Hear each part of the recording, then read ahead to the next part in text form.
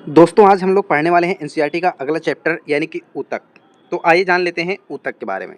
दोस्तों एक जैसे उद्गम, क्या एक जैसे उद्गम यानी कि उत्पत्ति और एक जैसी संरचना और एक जैसे कार्य वाली कोशिकाओं का समूह यानी कि कोशिकाओं का समूह जिसको क्या कहा जाता है, ऊतक। आपको हम अच्छे से बता दें कि जैसे कि एक छोटी कोशिका, फिर छोटी कोशिका, फिर छोटी कोशिका, फिर छोटी कोशिका, ये सभी मिलकर के एक समान जो कार्य करती हों, एक जैसी संरचना हो और एक जैसी ही कोशिकाओं की उत्पत्ति करती हों, तो इस विशेष प्रकार की कोशिका के समूह को ऊतक कहते हैं।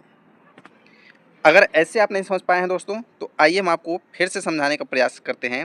जैसे कि आप लोगों ने अपने घर, मकान इत्यादि को देखा होगा। हम जानते हैं कि हमारा जो घर या मकान होता है वो छोटी छोटी ईंटों से मिलकर बना होता है।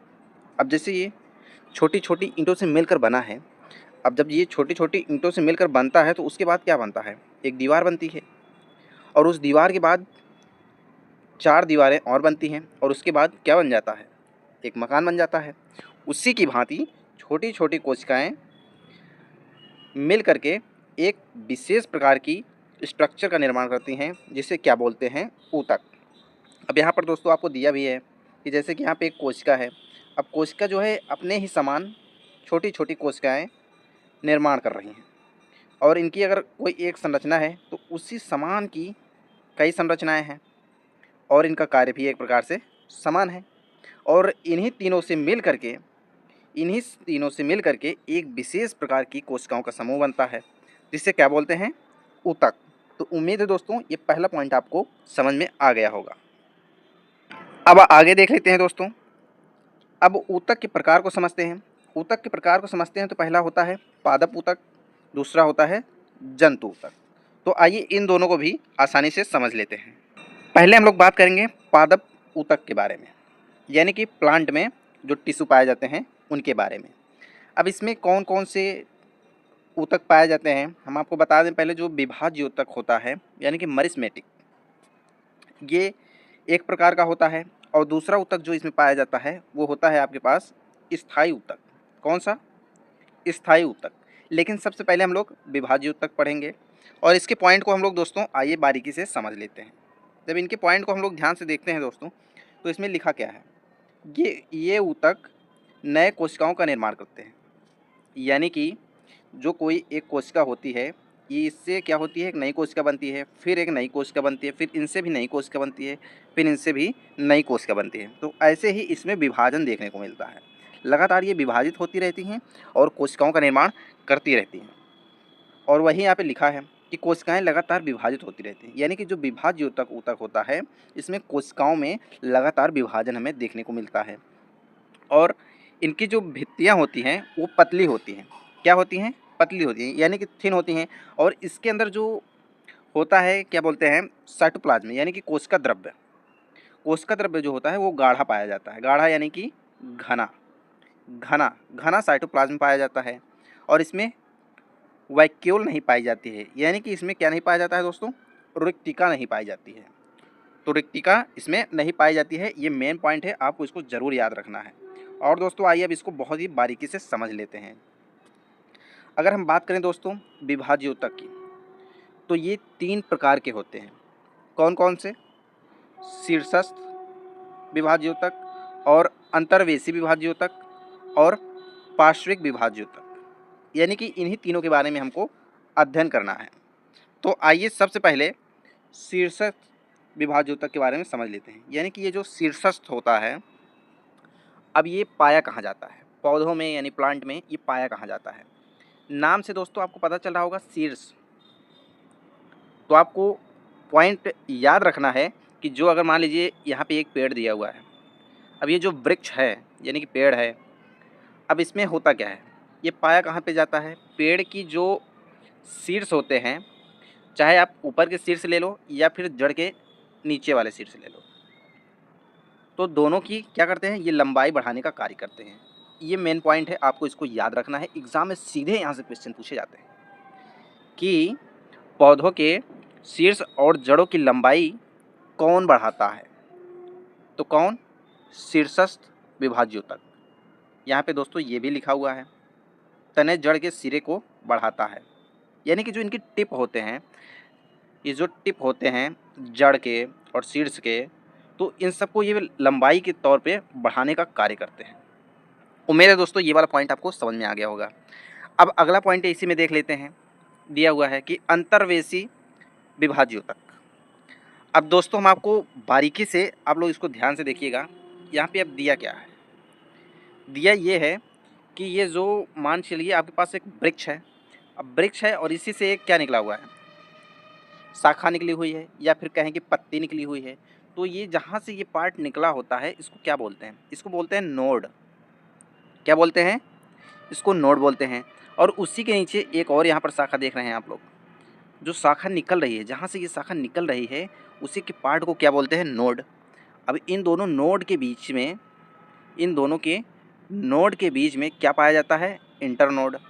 अब इसी इंटरनोड की लंबाई जो होती है, इसी इंटरनोड की जो लंबाई होती है उसी को बढ़ाने का कार्य कौन करते हैं, अंतर्वेशी विभाज्य ऊतक।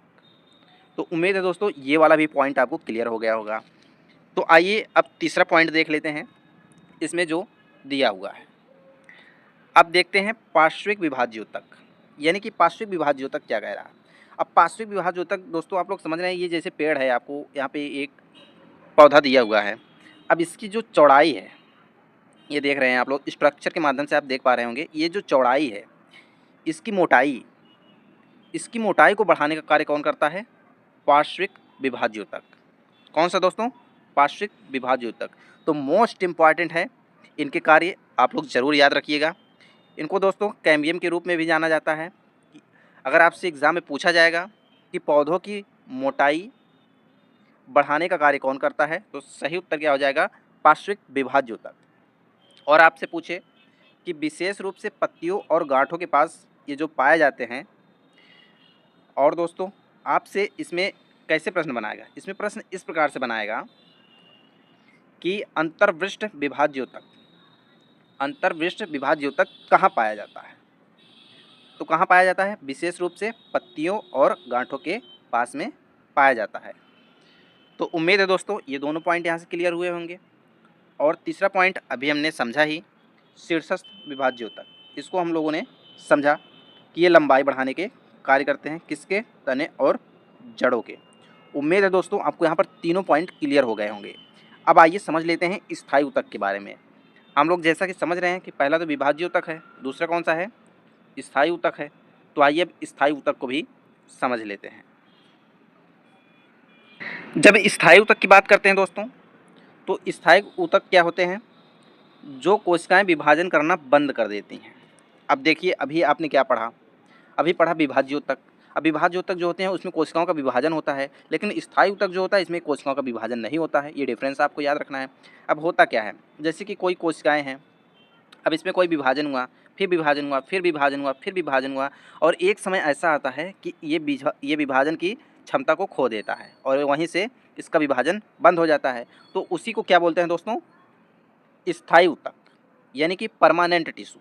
अब इसमें विभाजन नहीं होता है, तो उसी को क्या बोलते हैं, स्थायी ऊतक, यानी कि विभाजन की क्षमता को खो देती है। विभाजन इसमें दोस्तों दिया है, बंद हो जाता है। परिपक्व कोशिकाएं। अब दोस्तों इसके भी तीन पार्ट होते हैं। तीन पार्ट कौन कौन से हैं, पहला पैरेन्काइमा, दूसरा कोलेनकाइमा, तीसरा स्क्लेरेन्काइमा। अब बारी बारी से इनको भी समझ लेते हैं। दोस्तों पहले हम लोग समझने वाले हैं पैरेन्काइमा के बारे में। पैरेन्काइमा क्या है, इसमें आपको जो जो पॉइंट बता रहा हूँ यहीं से सीधे एग्जाम में क्वेश्चन पूछे जाते हैं और इन्हीं पॉइंट को आपको याद रखना है। पहला पैरेन्काइमा। पैरेन्काइमा के नाम से आप समझ सकते हैं कि इनका काम क्या होता है, पैकेजिंग करना। क्या, पैकेजिंग करना। पैकेजिंग यानी पैकिंग करना। पैकिंग से क्या समझ सकते हैं कि ये भोजन का क्या करते हैं, संग्रह करते हैं, भोजन को इकट्ठा करके रख लेते हैं और उनका पैकेजिंग करते हैं। तो यहाँ से आपको ये पॉइंट याद रखना है। और ये क्या होती हैं, जीवित कोशिकाएं होती हैं। क्या होती हैं, जीवित कोशिकाएं होती हैं। तो उम्मीद है दोस्तों ये दोनों पॉइंट आपको तो कंफर्म हो गए होंगे। और हम आपको बता दें, अब यहाँ पर जिन पैरेन्काइमा कोशिकाओं में क्या पाया जाता है, क्लोरोफिल पाया जाता है। क्या पाया जाता है? क्लोरोफिल। तो उनको क्या बोलते हैं? उनको बोलते हैं क्लोरेनकाइमा। क्या बोलते हैं? क्लोरेनकाइमा। ऐसी पैरेन्काइमा कोशिकाएं जिनमें क्लोरोफिल पाया जाता है। क्या पाया जाता है? क्लोरोफिल पाया जाता है। तो उनको क्या बोलते हैं? क्लोरेनकाइमा। क्या पाया जाता है? क्लोरोफिल। तो उन्हें क्या बोलते हैं? क्लोरेनकाइमा। उसी प्रकार से ऐसी पैरेन्काइमा जिसमें हवा भरी हो तो उसे क्या कहते हैं? एरेनकाइमा। एरेनकाइमा। उम्मीद है दोस्तों आपको ये पॉइंट थोड़ा अभी समझ में आया होगा, लेकिन अब पूरा आइए इसको समझते हैं। अब देखिए दोस्तों, जैसे कि छोटी छोटी कोशिकाएं होती हैं, कुछ कोशिकाएं ऐसी होती हैं जिनके बीच में क्या भरी होती है? हवा भरी होती है। आप लोग तालाब में देखे होंगे कुछ वृक्ष होते हैं जो तैरते रहते हैं। ऐसे वृक्ष एरेनकाइमा होते हैं क्योंकि उनके बीच हवा भरी होती है और इसी के माध्यम से वो पानी में तैरने के लिए एलिजिबल होते हैं। तो दोस्तों यहाँ से आप लोग पकड़ सकते हैं कि एरेनकाइमा क्या है और क्लोरेनकाइमा क्या है। क्लोरेनकाइमा में क्लोरोफिल पाया जाएगा और एरेनकाइमा में हवा भरी होगी। उम्मीद है दोस्तों ये वाला पॉइंट आपको यहाँ से क्लियर हो गया होगा। अब आइए चलते हैं दूसरे पॉइंट पे। दूसरा पॉइंट यहाँ पर दोस्तों है आपके पास कोलेनकाइमा, यानी कि कोलेनकाइमा। अब कोलेनकाइमा क्या होता है? इसके भी 3 पॉइंट हैं, इसको भी आपको याद रखना है। पहली, ये जीवित कोशिकाएं होती हैं, मोस्ट इंपॉर्टेंट है, इसको ज़रूर आपको याद रखना है। ये जीवित कोशिकाएं हैं। अभी हमने क्या पढ़ा? पैरेन्काइमा। पैरेन्काइमा भी जीवित कोशिकाएं हैं और कोलेनकाइमा भी जीवित कोशिकाएं हैं। जो स्क्लेरेनकाइमा है ये आपकी मृत कोशिका होती है। तो आपको ये पॉइंट याद रखना है। अगला पॉइंट कोलेनकाइमा में देख लेते हैं कि कोशिकाओं के कोनों पर मोटी भित्ति पाई जाती है। अब इनकी जो कोशिका का स्ट्रक्चर होता है, आप लोग यहाँ पर देख पा रहे होंगे, जो स्ट्रक्चर होता है ये कोनों कोनों पर क्या होते हैं? ये कोनों कोनों पर मोटे होते हैं। क्या होते हैं? मोटे होते हैं। तो इनकी आकृति में क्या होता है? कोनों पर मोटी भित्ति पाई जाती है। ये मोस्ट इंपॉर्टेंट पॉइंट है, इसको आपको याद रखना है। कोशिकाओं के कोनों पर क्या होती है? मोटी भित्ति पाई जाती है। और अगला है दोस्तों, पौधों को लचीलापन देता है। एग्जाम में सीधे प्रश्न आते हैं कि पौधों को लचीलापन देने के लिए कौन उत्तरदायी है? तो उत्तरदायी कौन है? कोलेनकाइमा। तो कोलेनकाइमा इसका सही अर्थ होगा। तो उम्मीद है दोस्तों आपको ये वाला भी पॉइंट कन्फर्म हो गया होगा। तो आइए थर्ड पॉइंट समझ लेते हैं। थर्ड पॉइंट में क्या है? थर्ड पॉइंट है स्क्लेरेनकाइमा। स्क्लेरेनकाइमा में मृत कोशिकाएं पाई जाती हैं, ये याद रखना है। दोनों में तो जीवित कोशिकाएं थी, लेकिन इसमें मृत कोशिका पाई जाती है। और इसकी भित्ति कैसी होती है? मोटी भित्ति होती है। पैरेन्काइमा की भित्ति कैसी होती है? पतली होती है। कोलेनकाइमा की कैसी होती है? कोनों पर मोटी होती है। स्क्लेरेनकाइमा की कैसी होती है? मोटी भित्ति होती है। और दोस्तों इसकी मोटी भित्ति के बीच में क्या पाया जाता है? ये लिग्निन जो होता है इसी को मोटी भित्ति बनाता है। और ये क्या करते हैं? पौधों को मजबूती देने का कार्य करते हैं। जैसे कि आप लोग देखे होंगे नारियल। अब नारियल के ऊपर का जो पार्ट होता है वो काफ़ी ठोस होता है। किसकी वजह से? इसी की वजह से। उम्मीद है दोस्तों आपको यहाँ पर तीनों पॉइंट क्लियर हो गए होंगे। अब आइए इनसे जुड़े कुछ प्रश्न देख लेते हैं कि एग्ज़ाम में किस प्रकार के प्रश्न बनते हैं। दोस्तों ये प्रश्न आपके सामने है कि स्क्लेरेनकाइमा कोशिकाएं होती हैं। अब स्क्लेरेनकाइमा कोशिकाएं कैसी होती हैं? अभी भी दोस्तों हम लोगों ने पढ़ा। क्या वे जीवित होती हैं? क्या वे मृत होती हैं? या फिर जीवित होती हैं या फिर मृत होती हैं? तो दोस्तों अभी हमने क्या पढ़ा कि जो कि स्क्लेरेनकाइमा कोशिकाएं होती हैं वे क्या होती हैं? मजबूती प्रदान करती हैं। और ये कैसी होती हैं? मृत होती हैं और मोटी दीवार वाली होती हैं। तो आइए दोस्तों एक और प्रश्न के माध्यम से समझते हैं कि जड़ और तने की लंबाई बढ़ाने वाला ऊतक कौन सा होता है। तो अभी हमने ये क्या पढ़ा था दोस्तों? कोई अगर प्लांट है तो उसके जो शीर्ष होते हैं, उसके शीर्ष की टिप को बढ़ाने वाला और जड़ के नीचे जो होते हैं भाग, उनकी टिप को बढ़ाने वाला कौन होता है? कौन होता है? शीर्ष विभाज्य ऊतक। तो सही उत्तर क्या हो जाएगा? Option number B. एक और प्रश्न है दोस्तों आपके सामने कि पौधे को यांत्रिक दृढ़ता देने वाला ऊतक कौन सा है? यांत्रिक दृढ़ता यानी कि मजबूती प्रदान करने वाला कौन सा है? स्क्लेरेनकाइमा इसका सही उत्तर होगा। स्क्लेरेनकाइमा यानी कि एस फॉर आप समझ सकते हैं कि सॉलिड, एस फॉर सॉलिड। तो सॉलिड यानी मजबूती कौन देता है? स्क्लेरेनकाइमा। उम्मीद है दोस्तों ये भी आपको समझ में आ गया होगा। दोस्तों अभी तक हमने पढ़ा क्या? एक तो हमने पढ़ा विभाज्योतक, क्या पढ़ा? विभाज्योतक। और दूसरा क्या पढ़ा? स्थायी ऊतक। क्या पढ़ा? स्थायी ऊतक। अब विभाज्योतक में क्या थे? शीर्ष विभाज्योतक, पार्श्व विभाज्योतक, अंतर्विष्ट पार्श्व विभाज्योतक। तो ऐसे 3 विभाज्योतक हमने पढ़े। और स्थायी ऊतक के बारे में क्या पढ़ा? इसके भी 2 भाग होते हैं। कौन कौन से? पहला तो सरल स्थायी ऊतक। अब सरल स्थायी ऊतक में हमने क्या पढ़ा? पैरेन्काइमा, कोलेनकाइमा और स्क्लेरेन्काइमा। अब पढ़ेंगे हम लोग जटिल ऊतक के बारे में। किसके बारे में? जटिल ऊतक के बारे में, जो कि हमारे होते हैं जाइलम और फ्लोएम। तो आइए अब उस पर चलते हैं। दोस्तों अभी तक हमने एक पार्ट पढ़ा, वो था सिंपल परमानेंट टिश्यू, यानी कि सरल स्थायी ऊतक को हमने पढ़ लिया। अब बारी है आपके जटिल स्थायी ऊतक को पढ़ने की, जिसके 2 भाग होते हैं। कौन कौन से होते हैं? पहला तो होता है आपके पास जाइलम और दूसरा होता है फ्लोएम। तो दोस्तों इसके बारे में हम लोग क्या जानकारी प्राप्त करेंगे? सबसे पहले ये समझ लीजिए कि जाइलम के बारे में आइए सबसे पहले जान लेते हैं। तो जाइलम के बारे में जब इनके पॉइंट्स को हम लोग समझते हैं तो इसमें पाया क्या जाता है? पहली बात जाइलम के बारे में कि जल और खनिज को ये ऊपर ले जाते हैं। क्या करते हैं? इनका मुख्य कार्य क्या होता है? जल और खनिज का परिवहन करना, यानी कि मिट्टी से जल को ये ऊपर ले जाने का कार्य करते हैं, सभी जगह पहुंचाने का कार्य करते हैं। तो यहाँ से एक चीज़ और निकलती है पॉइंट कि इनकी जो दिशा होती है, इनकी दिशा केवल ऊपर की ओर होती है, यानी कि एक दिशीय होते हैं। क्या होते हैं? एक दिशीय होते हैं। और जबकि जटिल स्थायी ऊतक के अगले भाग को देखते हैं, यानी कि हम लोग बात करते हैं फ्लोएम की। जब फ्लोएम की बात करते हैं तो फ्लोएम में होता यह है कि ये केवल भोजन का परिवहन करते हैं। अब भोजन बनता कहाँ पे है? पत्तियों में बनता है, लीव्स में बनता है। जब पत्तियों में भोजन बनेगा, जब पत्तियों में भोजन बनेगा तो वो कहाँ कहाँ जाएगा? ऊपर भी जाएगा और नीचे के भागों में भी जाएगा। तो सब जगह इसका परिवहन होता है भोजन का। तो अर्थात क्या होता है कि जो फ्लोएम होता है आपका, फ्लोएम 2 दिशीय होता है, यानी कि ऊपर के भागों में भी जाता है और नीचे के भी भागों में भी जाने का कार्य करता है। तो इस प्रकार दोनों में अंतर आपने समझ लिया कि जो जाइलम होता है जल और खनिज का परिवहन करता है, जबकि फ्लोएम भोजन का परिवहन करता है। और जो आपका जाइलम है वो एक दिशीय होता है, जबकि फ्लोएम आपका 2 दिशीय होता है। उम्मीद है दोस्तों ये दोनों पॉइंट आपको समझ में आ गए होंगे।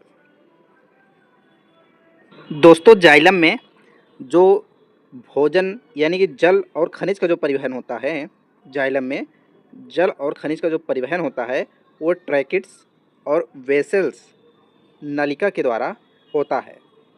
किसके द्वारा? वेसल्स और ट्रैकिट्स। ये पॉइंट आपको याद रखना है।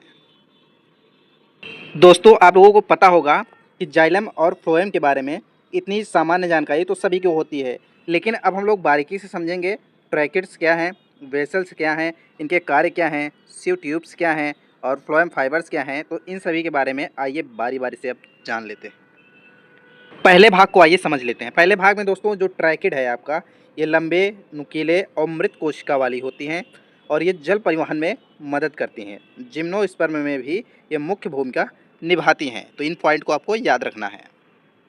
जब हम वेसल की बात करते हैं तो वेसल्स क्या होते हैं? ये चौड़ी नलीनुमा संरचना होती है। ये केवल एंजियोस्पर्म में मुख्य भूमिका निभाते हैं और जल का तेज परिवहन करने के लिए ये जिम्मेदार होते हैं। तो आपके एग्जाम में यहाँ से सीधे प्रश्न पूछे जाते हैं कि जल के तेज परिवहन के लिए कौन जिम्मेदार होता है। और तीसरा भाग होता है जाइलम फाइबर। इसकी दीवारें मोटी होती हैं, यांत्रिक मजबूती प्रदान करता है और ये कोशिकाएं भी मृत कोशिकाएं होती हैं। आखिरी और चौथे भाग को जब देखते हैं, जाइलम पैरेन्काइमा, जाइलम के जो कि भाग हैं, तो एकमात्र ये जीवित भाग होता है। ये मोस्ट इम्पॉर्टेंट है, आप इसमें स्टार लगा सकते हैं। और आपके एग्ज़ाम में ऐसे यहाँ से प्रश्न बनते हैं कि जाइलम का वह कौन सा भाग है जो जीवित भाग है? तो कौन सा है? Xylem parenchyma. ये भोजन का संग्रह करता है और पार्श्व जल परिवहन करने में मदद करता है। उम्मीद है दोस्तों ये चारों पॉइंट आपको समझ में आ गए होंगे। अब आइए इसी तरह फ्लोएम के भाग देख लेते हैं।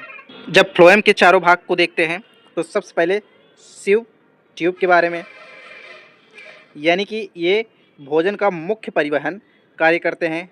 इसमें नाभिक जो होता है अनुपस्थित होता है। आपके एग्ज़ाम में पूछा गया है कई बार कि फ्लोएम का वह कौन सा भाग है जिसमें नाभिक अनुपस्थित होता है, और ये जीवित कोशिकाएं होती हैं। इन पॉइंट को आपको याद रखना है। जब बात करते हैं साथी कोशिका की, तो ये क्या होते हैं दोस्तों, शिव ट्यूब को ऊर्जा देती हैं और बिना इसके शिव ट्यूब का काम नहीं होता है। तो ये मेन पॉइंट है, दोनों को आपको याद रखना है।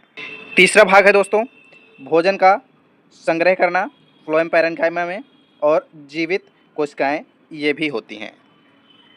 चौथा और आखिरी भाग है दोस्तों फ्लोएम फाइबर, जो कि एक प्रकार की मृत कोशिका होती है। ये भी मेन पॉइंट है और मजबूती देने का इनका कार्य है।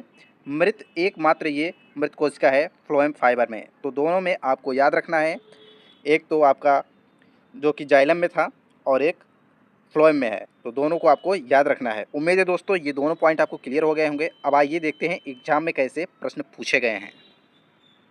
दोस्तों ये प्रश्न एग्जाम में आया हुआ है, तो आइए देख लेते हैं निम्न में से कौन सा जोड़ा सही है। जाइलम क्या द्विदिश परिवहन करता है? फ्लोएम क्या एक दिश परिवहन करता है? जाइलम मृत ऊतक है या फिर फ्लोएम पूर्णतः मृत ऊतक है? तो इसमें कौन सा सही है ये आपको बताना है।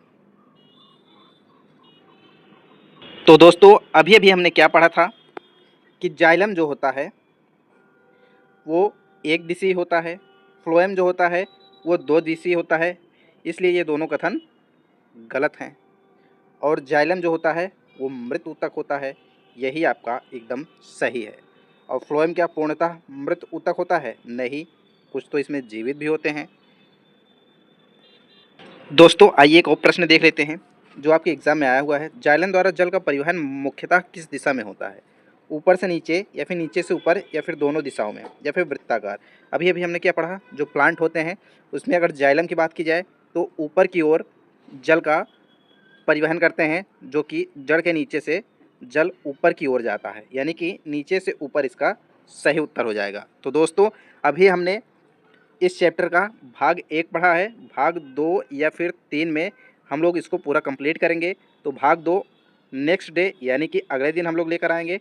तो अगर आपको यह वीडियो पसंद आए तो आप लोग चैनल को सब्सक्राइब जरूर करें। बहुत बहुत धन्यवाद। जय हिंद, वंदे मातरम।